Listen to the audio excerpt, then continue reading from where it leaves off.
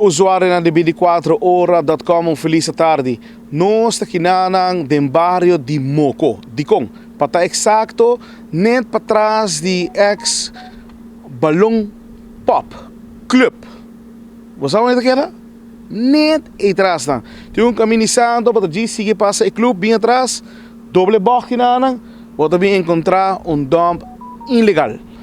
Ao bota ponto para mês para Kiko nos está situado aqui. Para sobra nós de 24 horas quer manter a roupa limpa. E para via de nós plataforma de 24hora.com, Bureau City Inspector está seguindo nós e está actua de viaja. E depois 6 meses nós está aqui para reportar que sushi aqui na dump ilegal.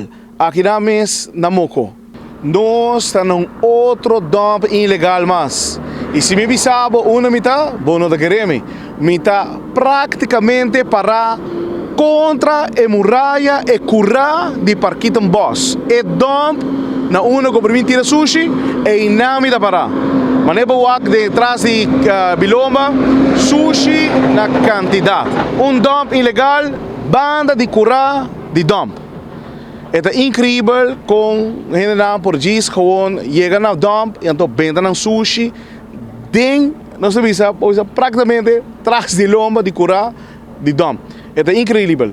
Nós aqui na mesa for de Parquito Boss, mas também é Piqui Boss. Aqui na mesa nós está fazendo cobertura de tudo dump ilegal.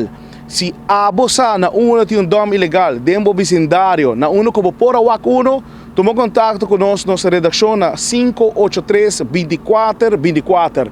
Não chamame Mr. Gadget, chamame Mr. Dump. Sobre a mim de Zoom, quando vai na tudo dump ilegal, para nós fazer reportagem de gele.